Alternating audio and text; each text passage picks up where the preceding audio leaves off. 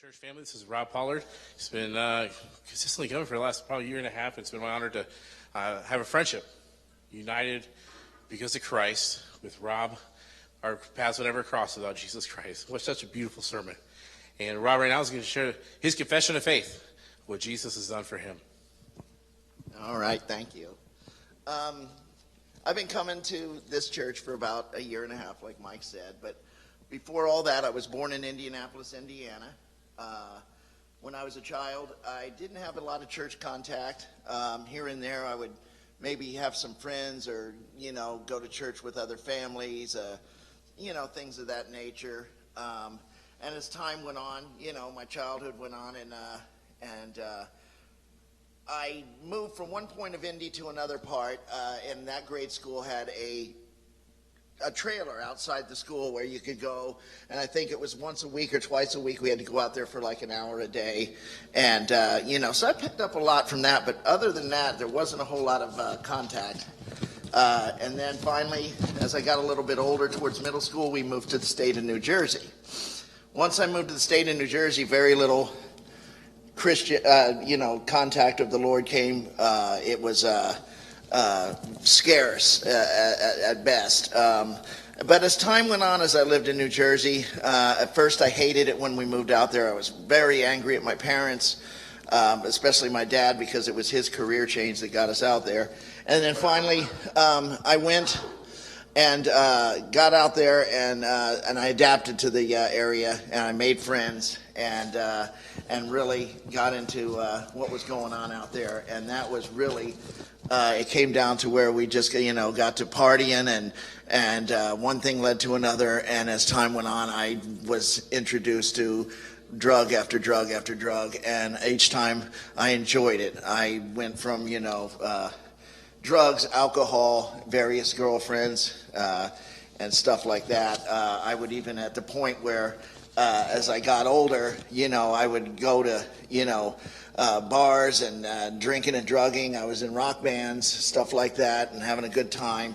But there was something that was always kind of hanging out, on my shoulder. Like I was always, having this calling or this feeling. Something was always, hitting at me to about God, and I would think about God and stuff like that, but I'd almost, dismiss it. But once in a blue moon, I would maybe go to church with someone, and then time went on again. As each time that the light of the Lord came into my life, of course, it had very little effect on my other curricular activities, which were again time passing, negative, and definitely and definitely south of heaven, if you will. And one day I was hanging out. This is when I was really having a bad time, going through a lot of bad times. I didn't think they were bad times, but I felt like like a rat in a maze. I was always constantly, doing the things I was doing, and I started listening to this evangelist on TV one time. He just caught my ear, and I watched it.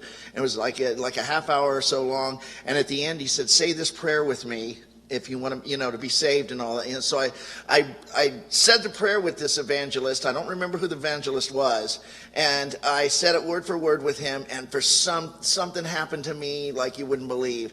My heart was pounding in my chest like a sledgehammer. Water was flying out of my eyes, and I just had an experience like I've never had before. And I never forgot it. But again, time went on, and my bad ways continued. I even got married, and things went well with that for a little while. But partying just kept prevailing.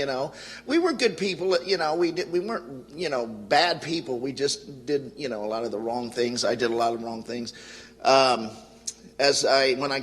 I was getting close to getting married, another couple that was close friends with us, actually my wife's best friend since kindergarten, they were also getting married very soon, and something happened between me and the other female, and that continued on until we got married, and I added to my abundance of sins adultery.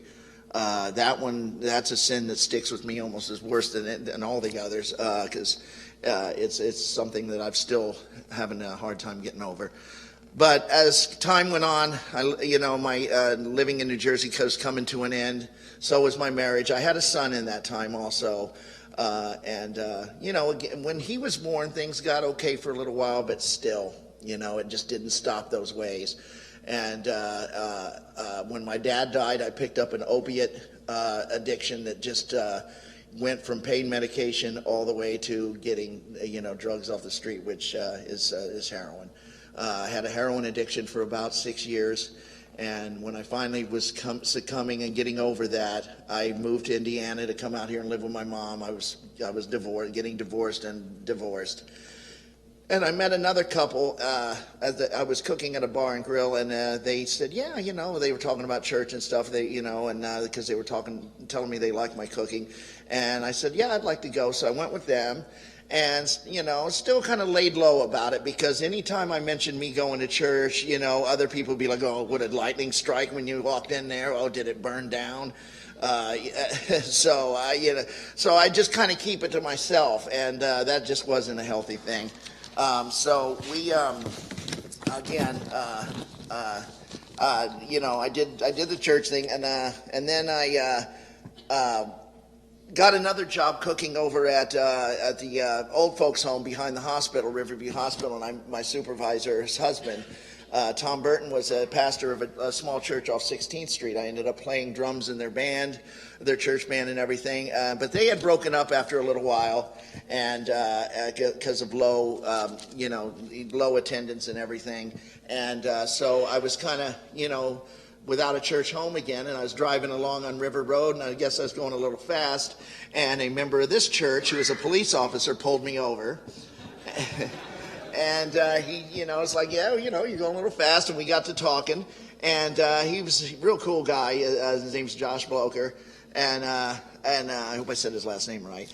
And he had a little cards in his pocket about the size of index cards about NBC here. And so I didn't get a speeding ticket, and in that deal, I showed up to church. So I came here, and at first it was sporadic. I didn't come, constantly and all the time. I'd come in and kind of sneak out. My church-going ways from the old times was still kind of prevalent. I just, was real shy about going to church and stuff. And finally, things got to the point where I wasn't really working anymore, because, it was taking a long time for my disability to set up, and I was getting real scared, no money. And I was really, really needing God, and I just started praying more, and it was feeling good just praying. And I was like, well, I'm semi-attached to the church I've been going to, so I started coming more and more. And now, I've been, I try not to miss a Sunday at all.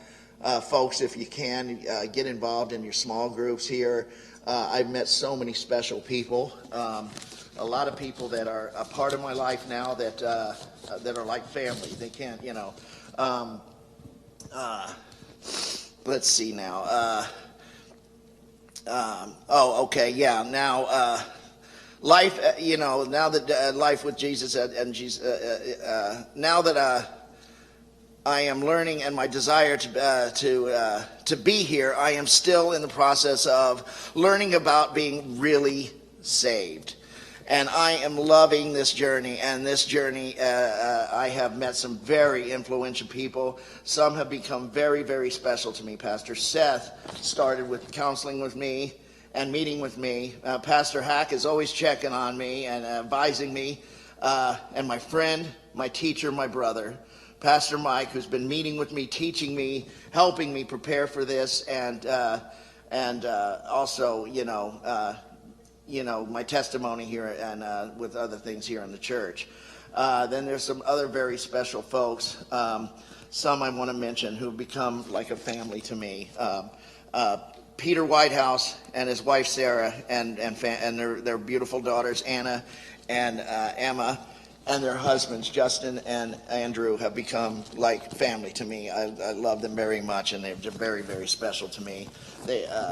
Peter, I can always go to, no matter what, and talk to him. Or if I have any troubles, I can always go to him, and do all kind, and just BS. Talk. I'm sorry. I got to work on my language sometimes.